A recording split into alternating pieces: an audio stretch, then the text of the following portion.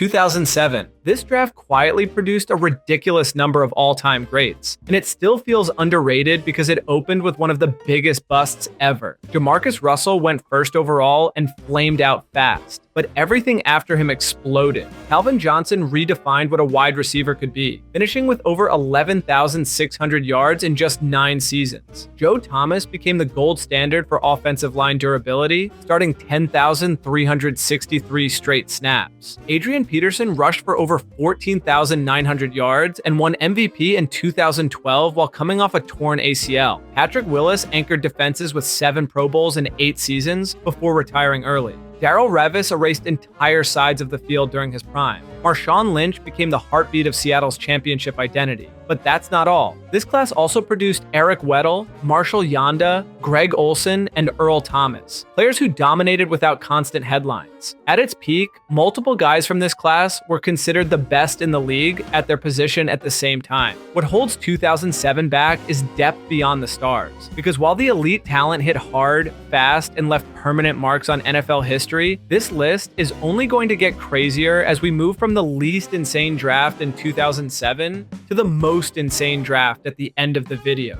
2001. This draft helped drag the NFL into the modern offensive era, and it did it without much warning. Michael Vick went first overall and changed how quarterbacks move forever. LaDainian Tomlinson became a fantasy football cheat code, scoring 31 touchdowns in 2006 alone and finishing with over 18,000 total yards. Drew Brees went in the second round and quietly became the most productive passer the league had ever seen at the time of his retirement. Reggie Wayne stacked over 14,000 receiving yards while being Peyton Manning's most trusted target. Steve Smith Sr. played with controlled chaos, finishing his career with 14,731 yards despite being overlooked early. Richard Seymour anchored Patriots defenses during multiple Super Bowl runs. But it gets crazier. This class was deep with longevity. Chad Johnson turned celebrations into branding while leading the league in receiving yards. Steve Hutchinson became one of the most dominant guards ever. Even the second tier mattered, with Santana Moss, Deuce McAllister, and Matt Light contributing to championship teams. The 2001 class did not just produce stars, it reshaped offensive expectations, and the ripple effects are still visible every Sunday.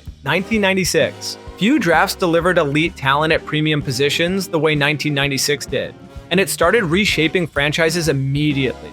Jonathan Ogden became the backbone of Baltimore's offensive line and protected multiple eras of Ravens football. Marvin Harrison quietly stacked 1,102 receptions and 128 touchdowns while redefining route precision. Ray Lewis went 26th overall and turned into the emotional center of the most feared defenses of his era. Terrell Owens combined production and controversy into 15,934 receiving yards. Brian Dawkins played safety like a missile launcher, finishing with 37 interceptions and 26 sacks. But that's not all. Zach Thomas dominated the middle of the field despite being undersized, earning 7 Pro Bowls. Eddie George rushed for over 10,000 yards and carried Tennessee's offense to a Super Bowl appearance. Lawyer Malloy and Teddy Bruschi helped define New England's early dynasty culture. This class blended offense, defense, leadership, and longevity better than most. It may not have one single figure towering above history like other drafts, but the sheer number of cornerstone players explains why so many teams built their identity around talent from 1996 for over a decade. In 1967, this draft produced a staggering amount of Hall of Fame talent, and it did so across every layer of the game. Alan Page became the first defensive player to win league MVP, recording 9 Pro Bowls and redefining interior defense. Gene Upshaw anchored the Raiders line for 15 seasons and helped win 2 Super Bowls. Bob Grease led Miami to multiple championships while mastering efficiency before modern passing rules existed.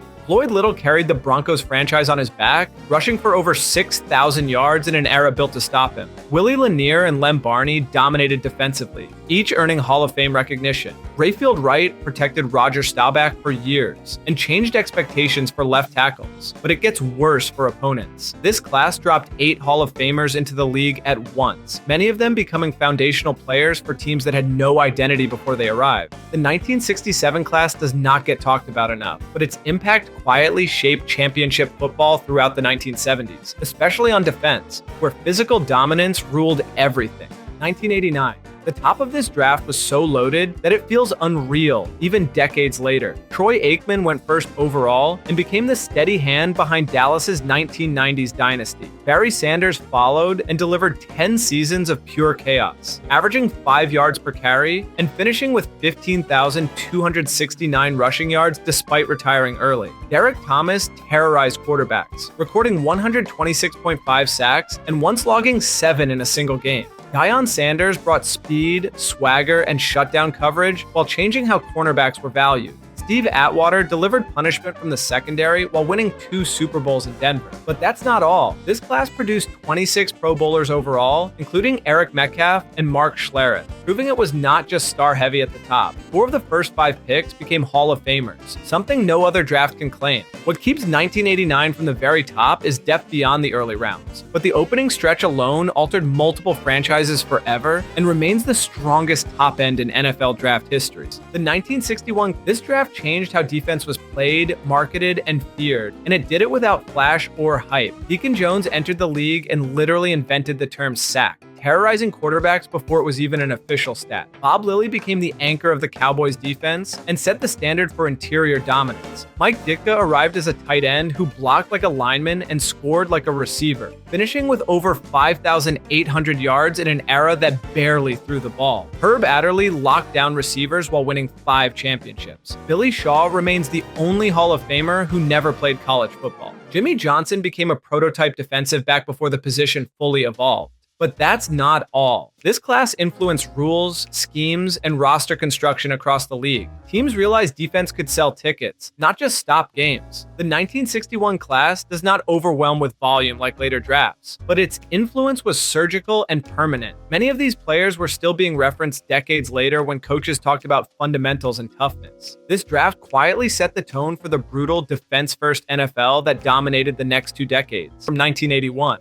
This draft is often called the greatest defensive haul in NFL history, and it earns that title quickly. Lawrence Taylor went second overall and broke offenses overnight, finishing with 132.5 sacks while forcing rule changes to protect quarterbacks. Ronnie Lott played through pain, amputated part of his finger, and still became the most feared safety of his era. Mike Singletary commanded the middle of the field and turned the Bears' defense into a nightmare. Howie Long rushed passers for over a decade while anchoring championship teams. Kenny Easley dominated early before injuries cut his career short, yet still reached the Hall of Fame. Ricky Jackson quietly stacked 128 sacks without media attention. Russ Grimm helped build Washington's offensive identity as part of the Hogs, but it gets crazier. 7 Hall of Famers came from one draft, most on defense, and many peaked at the same time. This class did not just dominate games, it dominated eras. If you grew up watching football in the 1980s, odds are the players you feared most came from 1981. 1964. Depth is what separates great drafts from legendary ones, and this class had it everywhere. Roger Staubach went in the 10th round and became the face of America's team, winning 2 Super Bowls and redefining quarterback leadership. Hall Krause still holds the NFL record with 81 interceptions. Bob Hayes brought Olympic speed to football and forced defenses to rethink coverage. Carl Eller anchored the Purple People Eaters alongside Alan Page. Leroy Kelly replaced Jim Brown and still rushed for over 7,200 yards. Mel Renfro, Paul Warfield, Dave Wilcox, and Bob Brown all reached Canton. But that's not all. This class produced 11 Hall of Famers, one of the highest totals ever across offense, defense, and special teams. The talent was not top-heavy, it was everywhere. Many of these players won championships on different teams, proving the draft reshaped the league as a whole. The 1964 class did not rely on one superstar to carry its legacy. It overwhelmed the league with numbers, longevity, and consistency. In 1957, this draft feels mythical because it introduced football icons before the league even knew what stars were. Jim Brown entered the NFL and immediately became the most dominant athlete the sport had ever seen, leading the league in rushing 8 times in 9 seasons. Paul Hornung became the ultimate all-around weapon for the Packers. Sonny Jurgensen helped shape the modern passing game. Don Maynard turned vertical routes into an art form. Jim Parker and Gene Hickerson redefined offensive line excellence. Henry Jordan terrorized offenses from the interior. Tommy McDonald and Len Dawson added more Hall of Fame depth, but it gets worse for every other class. This draft produced 9 Hall of Famers and over 37 Pro Bowl selections in an era with fewer teams and fewer games. Many of these players became the blueprint for their positions. Without 1957, football does not evolve the same way. This class was not just great, it was foundational. It created the legends future generations were compared against, and that level of influence is almost impossible to replicate. 1983. No draft has ever matched this combination of chaos, depth, controversy, and lasting impact. 6 quarterbacks went in the first round, including John Elway, Jim Kelly, and Dan Marino. 3 players who defined the position for a generation. Eric Dickerson shattered rookie rushing records and still holds the single-season rushing mark. Bruce Matthews made 14 straight Pro Bowls across multiple positions. Darrell Green played 20 seasons with one team and never slowed down. Richard Dent went in the 8th round and still became a Super Bowl MVP. But that's not all. This class produced 42 Pro Bowlers, the most in NFL history, and talent emerged in every round. Trade drama, contract threats, league intervention, and career-altering rumors surrounded this draft, yet it still delivered unmatched results. Quarterbacks, running backs, linemen, defenders, and special teamers all came from the same pool. No other draft reshaped the league so completely or so permanently. Every great class is measured against 1983, and none have ever caught it. If you like this video, consider watching this next one, which YouTube thinks you are going to really love.